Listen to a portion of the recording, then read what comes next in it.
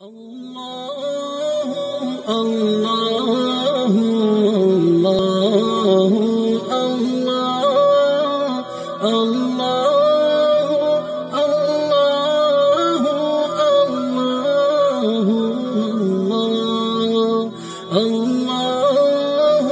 اللہ اللہ۔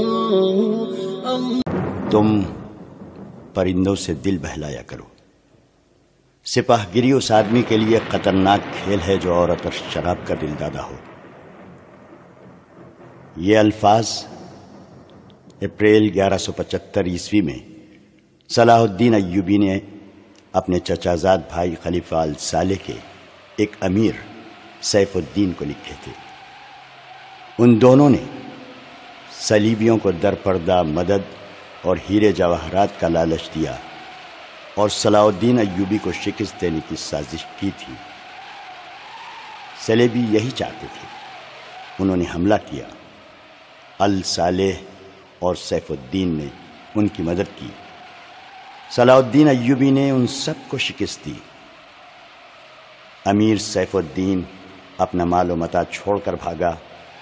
اس کی ذاتی خیمہ گاہ سے رنگ برنگے پرندے، حسین اور جوان رقاصائیں اور گانے والیاں، ساز اور سازندے اور شراب کے مٹکے برآمد ہوئے۔ صلاح الدین ایوبی نے ان سب کو شکست دی۔ امیر سیف الدین اپنا مال و متاع چھوڑ کر بھاگا۔ اس کی ذاتی خیمہ گاہ سے رنگ برنگے پرندے، حسین اور جوان رقاصائیں اور گانے والیاں، ساز اور سازندے اور شراب کے مٹکے برآمد ہوئے۔ صلاح الدین ایوبی نے پرندوں کو، ناشنے گانے والیوں اور ان کے سازندوں کو رہا کر دیا اور امیر سیف الدین کو اس مضمون کا خط لکھا: تم دونوں نے کفار کی پشت پناہی کر کے ان کے ہاتھوں میرا نام و نشان مٹانے کی ناپاک کوشش کی، مگر یہ نہ سوچا کہ تمہاری یہ سازش عالم اسلام کا بھی نام و نشان مٹا سکتی ہے۔ تم اگر مجھ سے حسد کرتے تھے تو مجھے قتل کر دیا ہوتا۔ تم مجھ پر 2 قاتلانہ حملے کرا چکے ہو، دونوں ناکام رہے۔ اب ایک اور کوشش کر دیکھو، ہو سکتا ہے کہ کامیاب ہو جاؤ۔ اگر تم مجھے یہ یقین دلا دو کہ میرا سر میرے تن سے جدا ہو جائے تو اسلام اور زیادہ سربلند ہوگا، تو رب کعبے کی قسم میں تمہاری تلوار سے اپنا سر کٹاؤں گا اور تمہارے قدموں میں رکھ دینے کی وصیت کروں گا۔ میں تمہیں صرف یہ بتا دینا چاہتا ہوں کہ کوئی غیر مسلم مسلمان کا دوست نہیں ہو سکتا۔ تاریخ تمہارے سامنے ہے، اپنا ماضی دیکھو۔ شاہ فرینک ریمانڈ جیسے اسلام دشمن صلیبی تمہارے دوست صرف اس لیے بنے کہ تم نے انہیں مسلمانوں کے خلاف میدان میں اترنے کی شے اور مدد دی تھی۔ اگر وہ کامیاب ہو جاتے تو ان کا اگلا شکار تم ہوتے، اور اس کے بعد ان کا یہ خواب بھی پورا ہو جاتا کہ اسلام صف ہستی سے مٹ جائے۔ تم جنگجو قوم کے فرد ہو۔ فن سپاہ گیری تمہارا قومی پیشہ ہے۔ ہر مسلمان اللہ کا سپاہی ہے، مگر ایمان اور کردار بنیادی شرط ہے۔ تم پرندوں سے ہی دل بہلا لیا کرو۔ سپاہ گیری اس آدمی کے لیے خطرناک کھیل ہے جو عورت اور شراب کا دل دادا ہو۔ میں تم سے درخواست کرتا ہوں، میرے ساتھ تعاون کرو اور میرے ساتھ جہاد میں شریک ہو جاؤ۔ اگر یہ نہ کر سکو تو میری مخالفت سے باز آ جاؤ۔ میں تمہیں کوئی سزا نہیں دوں گا۔ اللہ تمہارے گناہ معاف کرے، آمین۔ ایک یورپی مورخ لینپون لکھتا ہے، صلاح الدین ایوبی کے ہاتھ جو مال غنیمت لگا اس کا کوئی حساب نہ تھا۔ جنگی قیدی بھی بے انداز تھے۔ صلاح الدین ایوبی نے تمام تر مال غنیمت 3 حصوں میں تقسیم کیا۔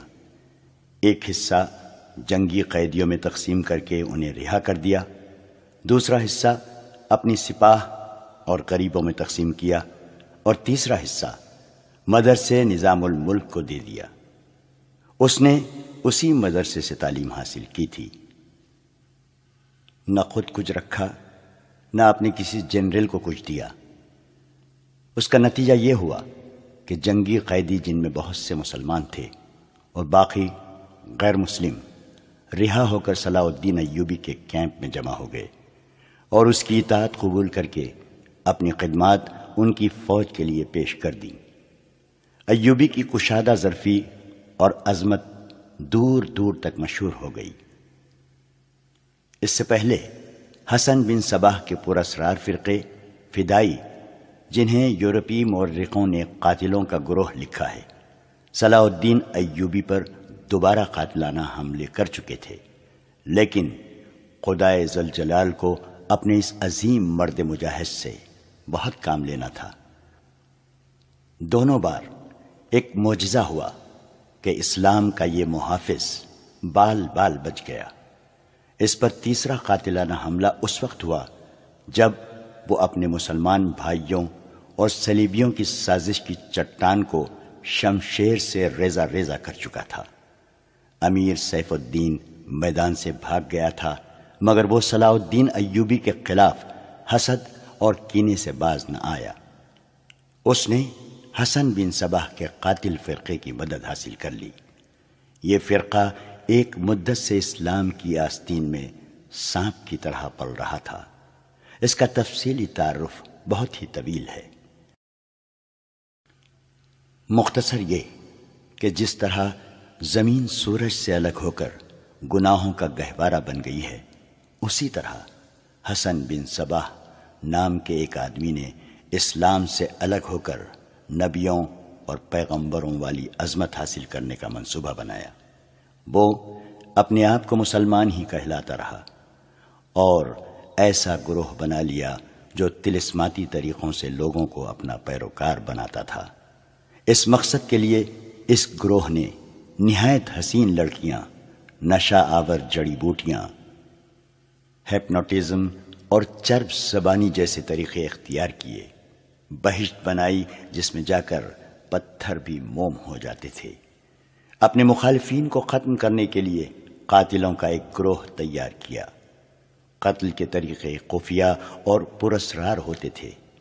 اس فرقے کے افراد اس قدر چالاک، ذہین اور نڈر تھے کہ بھیس اور زبان بدل کر بڑے بڑے جنرلوں کے باڈی گارڈ تک بن جاتے تھے، اور جب کوئی پراسرار طریقے سے قتل ہو جاتا تھا تو قاتلوں کا سراغ ہی نہیں ملتا تھا۔ کچھ عرصے بعد یہ فرقہ قاتلوں کا گروہ کے نام سے مشہور ہو گیا۔ یہ لوگ سیاسی قتل کے ماہر تھے، زہر بھی استعمال کرتے تھے جو حسین لڑکیوں کے ہاتھوں شراب میں دیا جاتا تھا۔ بہت مدت تک یہ فرقہ اسی مقصد کے لیے استعمال ہوتا رہا۔ اس کے پیروکار فدائی کہلاتے تھے۔ صلاح الدین ایوبی کو نہ حسین لڑکیوں سے دھوکہ دیا جا سکتا تھا، نہ شراب سے۔ وہ ان دونوں سے نفرت کرتا تھا۔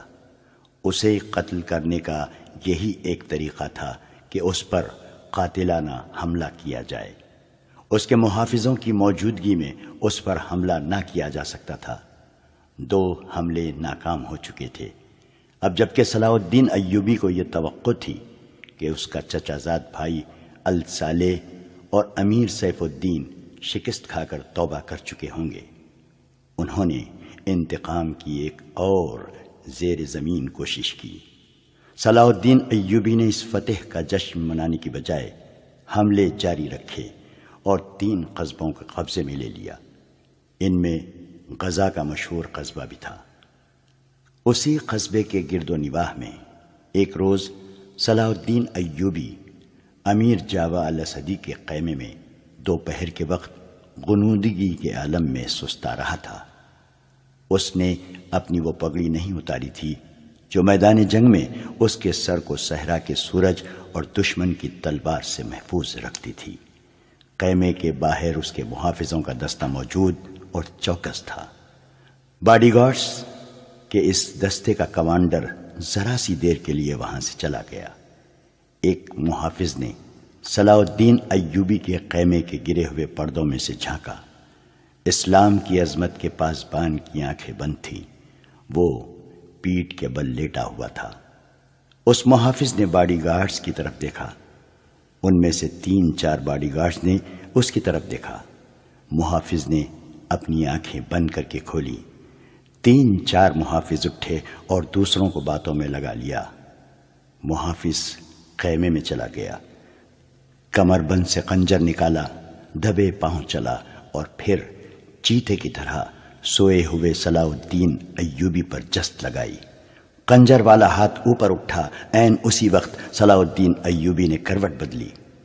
یہی نہیں بتایا جا سکتا کہ محافظ خنجر کہاں مارنا چاہتا تھا، دل میں یا سینے میں، مگر ہوا یوں کہ خنجر صلاح الدین ایوبی کی پگڑی کے بالائی حصے میں اتر گیا اور سر سے بال برابر دور رہا۔ پگڑی سر سے اتر گئی۔ صلاح الدین ایوبی بجلی کی تیزی سے اٹھا۔ اسے یہ سمجھنے میں دیر نہ لگی کہ یہ سب کیا ہے۔ اس پر اس سے پہلے ایسے 2 حملے ہو چکے تھے۔ اس نے اس پر بھی حیرت کا اظہار نہ کیا کہ حملہ آور اس کے اپنے باڈی گارڈز کے لباس میں تھا، جسے اس نے خود اپنے باڈی گارڈز کے لیے منتخب کیا تھا۔ اس نے ایک سانس جتنا عرصہ بھی ضائع نہ کیا۔ حملہ آور اس کی پگڑی سے خنجر کھینچ رہا تھا۔ ایوبی سر سے ننگا تھا۔ اس نے حملہ آور کی ٹھوڑی پر پوری طاقت سے گھونسا مارا۔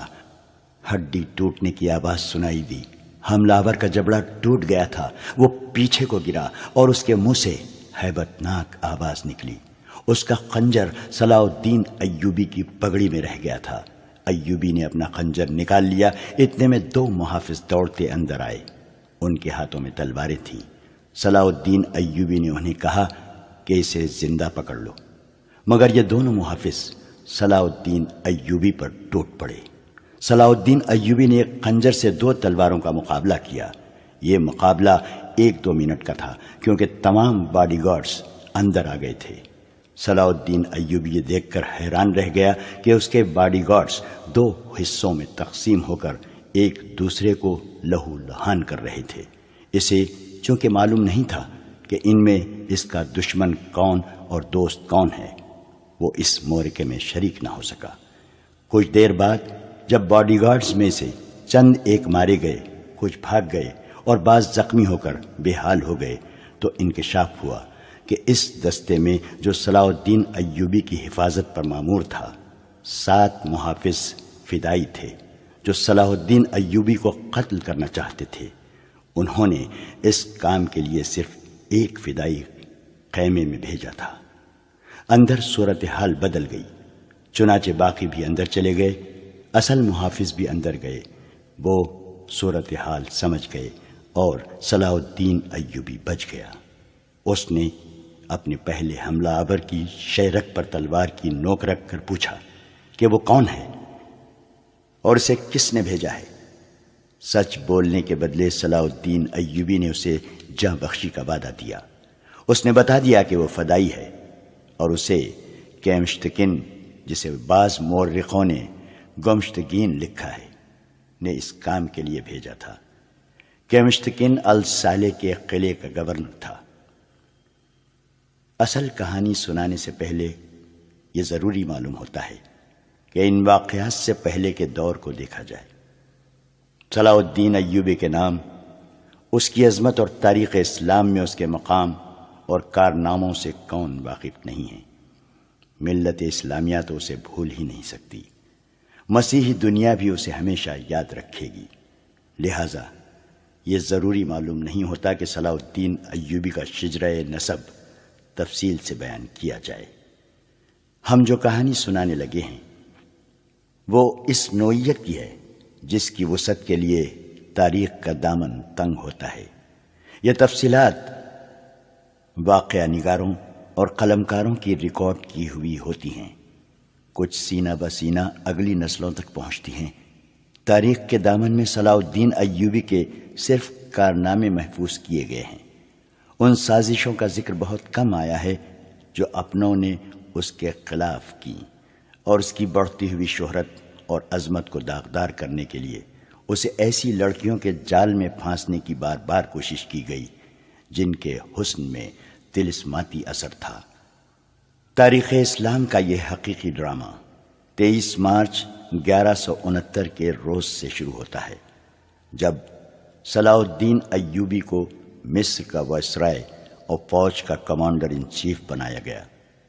اسے اتنا بڑا رتبہ ایک تو اس لیے دیا گیا کہ وہ حکمران خاندان کا نونہال تھا، اور دوسرے اس لیے کہ اوائل عمر میں ہی وہ فن حرب و ضرب کا ماہر ہو گیا تھا۔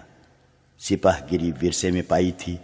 اس کے ذہن میں حکمرانی کے معنی بادشاہی نہیں، اسلام کی پاسبانی اور قوم کی عظمت اور فلاح و بہبود تھی۔ اس کا جب شعور بیدار ہوا تو پہلی خلش یہ محسوس کی کہ مسلمان حکمرانوں میں نہ صرف یہ کہ اتحاد نہیں، بلکہ وہ ایک دوسرے کی مدد سے بھی گریز کرتے تھے۔ وہ عیاش ہو گئے تھے۔ شراب اور عورت نے جہاں ان کی زندگی رنگین بنا رکھی تھی، وہاں عالم اسلام اور خدا کے اس عظیم مذہب کا مستقبل تاریک ہو گیا تھا۔ ان امیروں، ان کے وزیروں اور مشیروں کے حرم غیر مسلم لڑکیوں سے بھرے ہوئے تھے۔ زیادہ تر لڑکیاں یہودی اور عیسائی تھیں، جنہیں خاص تربیت دے کر ان حرموں میں داخل کیا گیا تھا۔ غیر معمولی حسن اور اداکاری میں کمال رکھنے والی یہ لڑکیاں مسلمان حکمرانوں اور سربراہوں کے کردار اور قومی جذبے کو دیمک کی طرح کھا رہی تھیں۔ اس کا نتیجہ یہ تھا کہ صلیبی، جن میں فرینک یعنی فرنگی خاص طور پر قابل ذکر ہیں، مسلمانوں کی سلطنتوں کے ٹکڑے ہڑپ کرتے چلے جا رہے تھے، اور بعض مسلم حکمران شاہ فرینک کو سالانہ ٹیکس یا جزیہ ادا کر رہے تھے، جس کی حیثیت غنڈہ ٹیکس کی سی تھی۔ صلیبی اپنی جنگی قوت کے رعب سے اور چھوٹے موٹے حملوں سے حکمرانوں کو ڈراتے رہتے، کچھ علاقے پر قبضہ کر لیتے، تاوان اور ٹیکس وصول کرتے تھے۔ ان کا یہ مقصد تھا کہ آہستہ آہستہ دنیائے اسلام کو ہڑپ کر لیا جائے۔ مسلمان حکمران اپنی رعایا کا خون چوس کر ٹیکس دیتے رہتے تھے۔ ان کا مقصد یہ تھا کہ انہیں عیش و عشرت میں پریشان نہ کیا جائے۔ فرقہ پرستی کے بیج بھی بو دیے گئے تھے۔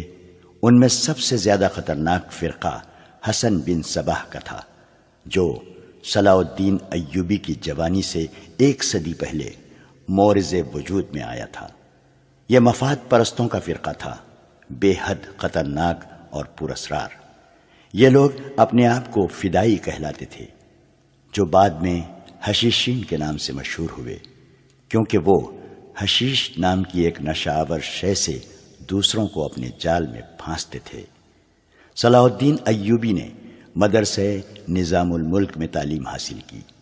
یاد رہے کہ نظام الملک دنیائے اسلام کی ایک سلطنت کے وزیر تھے۔ یہ مدرسہ انہوں نے قائم کیا تھا، جس میں اسلامی تعلیم دی جاتی اور بچوں کو اسلامی نظریات اور تاریخ سے بہرور کیا جاتا۔ ایک مورخ ابن الاطہر کے مطابق نظام الملک حسن بن صباح کے فدائیوں کا پہلا شکار ہوئے تھے، کیونکہ وہ رومیوں کی توسیع پسندی کی راہ میں چٹان بنے ہوئے تھے۔ رومیوں نے 1091 میں انہیں فدائیوں کے ہاتھوں قتل کروایا اور ان کا مدرسہ قائم رہا۔ صلاح الدین ایوبی نے وہیں تعلیم حاصل کی۔ اسی عمر میں اس نے سپاہ گیری کی تربیت اپنے بزرگوں سے لی۔ نور الدین زنگی نے اسے جنگی چالیں سکھائیں، ملک کے انتظامات کے سبق دیے اور ڈپلومیسی میں مہارت دی۔ اس تعلیم و تربیت نے اس کے اندر وہ جذبہ پیدا کر دیا جس نے آگے چل کر اسے صلیبیوں کے لیے بجلی بنا دیا۔ اوائل جوانی میں ہی اس نے وہ ذہانت اور اہلیت حاصل کر لی تھی جو ایک سالار اعظم کے لیے ضروری ہوتی ہے۔ صلاح الدین ایوبی نے فن حرب و ضرب میں جاسوسی یعنی انٹیلیجنس، کمانڈو اور گوریلا آپریشن کو خصوصی اہمیت دی۔ اس نے دیکھ لیا تھا کہ صلیبی جاسوسی کے میدان میں آگے نکل گئے ہیں اور وہ مسلمانوں کے نظریات پر نہایت کارگر حملے کر رہے ہیں۔ صلاح الدین ایوبی نظریات کے محاذ پر لڑنا چاہتا تھا، جس میں تلوار استعمال نہیں ہوتی۔ اس کہانی میں آگے چل کر آپ دیکھیں گے کہ اس کی تلوار کا وار تو گہرا ہوتا ہی تھا، اس کی محبت کا وار اس سے کہیں زیادہ وار کرتا تھا۔ اس کے لیے تحمل اور بردباری کی ضرورت ہوتی ہے جو اس نے اوائل عمر میں ہی اپنے آپ میں پیدا کر لی تھی۔ اسے جب مصر کا وائسرائے اور کمانڈر ان چیف بنا کر مصر بھیجا گیا تو ان سینئر افسروں نے ہنگامہ برپا کر دیا جو اس عہدے کی آس لگائے بیٹھے تھے۔ ان کی نگاہ میں صلاح الدین ایوبی ابھی طفل مکتب تھا، مگر اس طفل مکتب نے جب ان کا سامنا کیا، اس کی باتیں سنی تو ان کا احتجاج سرد پڑ گیا۔ مورخ لین پول کے مطابق صلاح الدین ایوبی ڈسپلن کا بڑا ہی سخت ثابت ہوا۔ اس نے تفریح، عیاشی اور آرام کو اپنے لیے اور اپنی فوج کے لیے حرام قرار دے دیا۔ اس نے اپنی دماغی اور جسمانی قوتوں کو صرف اس مقصد پر مرکوز کر دیا کہ سلطنت اسلامیہ کو مستحکم کرنا ہے اور صلیبیوں کو اس سرزمین سے نکالنا ہے۔ فلسطین پر وہ ہر قیمت پر قبضہ کرنا چاہتا تھا۔ اس نے یہی مقاصد اپنی فوج کو دیے۔ مصر کا وائسرائے بن کر اس نے کہا، خدا نے مجھے مصر کی سرزمین دی ہے، اس کی ذات باری مجھے فلسطین بھی ضرور عطا کرے گی۔ مگر مصر پہنچ کر اس پر انکشاف ہوا کہ اس کا مقابلہ صرف صلیبیوں سے نہیں بلکہ اپنے مسلمان بھائیوں نے اس کی راہ میں بڑے بڑے حسین جال بچھا رکھے ہیں جو صلیبیوں کے عزائم اور جنگی قوت سے زیادہ خطرناک ہیں۔ مصر میں صلاح الدین ایوبی کا استقبال جن زعما نے کیا، ان میں ناجی نام کا ایک سالار خصوصی اہمیت کا حامل تھا۔ ایوبی نے سب کو سر سے پاؤں تک دیکھا۔ اس کے ہونٹوں پر مسکراہٹ اور زبان پر پیار و محبت کی چاشنی تھی۔ بعض پرانے افسروں نے اسے ایسی نگاہوں سے دیکھا جن میں طنز تھی اور تمسخر بھی تھا۔ وہ صلاح الدین ایوبی کے صرف نام سے واقف تھے یا اس کے متعلق یہ جانتے تھے کہ وہ حکمران خاندان کا فرد اور اپنے چچا کا جانشین ہے۔ وہ یہ بھی جانتے تھے کہ نور الدین زنگی کے ساتھ اس کا کیا رشتہ ہے۔ ان کی نگاہوں میں صلاح الدین ایوبی کی اہمیت بس اس کے خاندان کی بدولت تھی یا اس وجہ سے انہوں نے اسے اہمیت دی کہ وہ مصر کا فوجی وائسرائے بن کر آیا تھا۔ اس کے سوا انہوں نے صلاح الدین ایوبی کو کوئی وقت نہ دی۔ ایک بوڑھے افسر نے اپنے ساتھ کھڑے افسر کے کان میں کہا، بچہ ہے، اسے ہم پالیں گے۔ مورخ اور اس وقت کے واقعہ نگار یہ نہیں بتا سکتے کہ صلاح الدین ایوبی نے ان لوگوں کی نظریں بھانپ لی تھیں یا نہیں۔ وہ استقبال کرنے والے اس ہجوم میں بچہ لگ رہا تھا۔ البتہ جب وہ ناجی کے سامنے مصافحے کے لیے رکا تو ایوبی کے چہرے پر تبدیلی سی آ گئی تھی۔ وہ ناجی سے ہاتھ ملانا چاہتا تھا، لیکن ناجی جو اس کے باپ کی عمر کا تھا، سب سے پہلے درباری خوشامدیوں کی طرح جھکا، پھر ایوبی سے بغلگیر ہو گیا۔ اس نے ایوبی کی پیشانی چوم کر کہا، میرے خون کا آخری قطرہ بھی تمہاری جان کی حفاظت کے لیے بنے گا۔ تم میرے پاس زنگی اور شرکو کی امانت ہو۔ میری جان عظمت اسلام سے زیادہ قیمتی نہیں۔ صلاح الدین ایوبی نے ناجی کا ہاتھ چوم کر کہا، محترم، اپنے خون کا ایک ایک قطرہ سنبھال کر رکھیے۔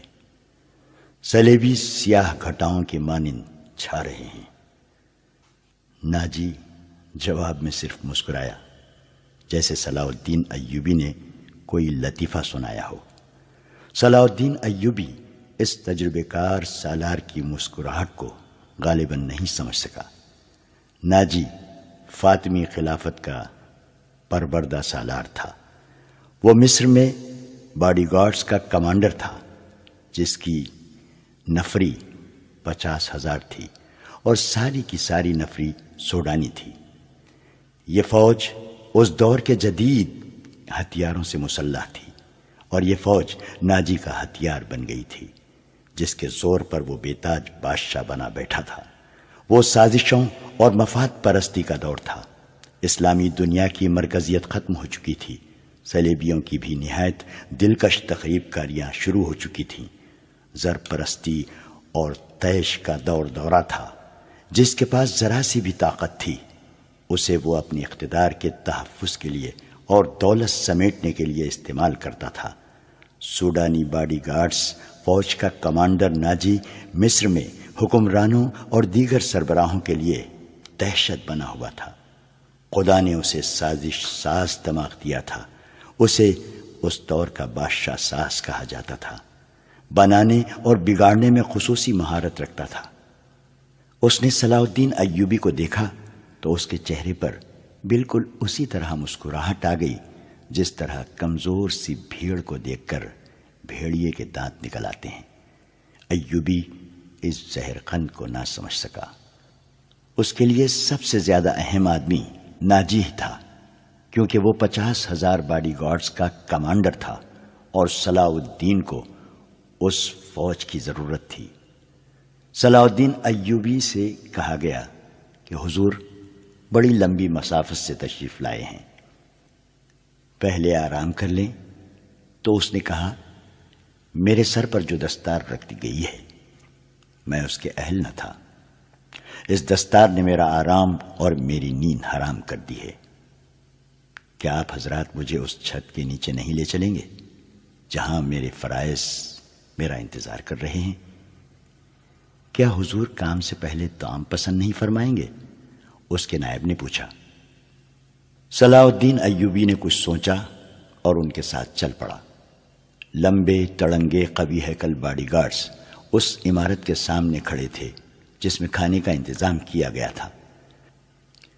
ایوبی نے ان گارڈز کے ہتھیار دیکھے تو اس کے چہرے پر رونق آ گئی، مگر یہ رونق دروازے میں قدم رکھتے ہی غائب ہو گئی۔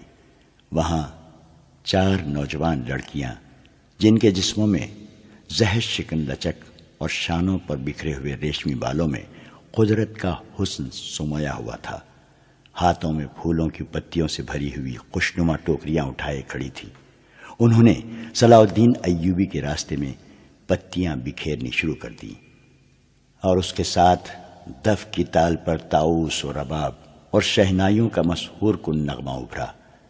ایوبی نے راستے میں پھولوں کی پتیاں دیکھ کر قدم پیچھے کر لیا۔ ناجی اور اس کا نائب اس کے دائیں بائیں تھے۔ وہ دونوں جھک گئے اور اسے آگے چلنے کی دعوت دی۔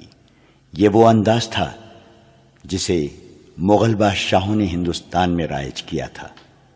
صلاح الدین ایوبی پھولوں کی پتیاں مسلنے نہیں آیا۔ ایوبی نے ایسی مسکراہٹ سے کہا جو ان لوگوں نے پہلے کم ہی کبھی کسی ہونٹوں پر دیکھی تھی۔ ہم حضور کے راستے میں آسمان سے تارے بھی نوچ کر بچھا سکتے ہیں۔ ناجی نے کہا، اگر میری راہ میں کچھ بچھانا چاہتے ہو تو وہ ایک ہی چیز ہے جو میرے دل کو بھاتی ہے۔ صلاح الدین ایوبی نے کہا، آپ حکم دیں۔ نائب نے کہا، وہ کون سی چیز ہے جو حضور کے دل کو بہلاتی ہے؟ صلیبیوں کی لاشیں۔ صلاح الدین ایوبی نے مسکرا کر کہا، مگر فوراً ہی اس کی مسکراہٹ غائب ہو گئی۔ اس کی آنکھوں میں شعلے نکلنے لگے۔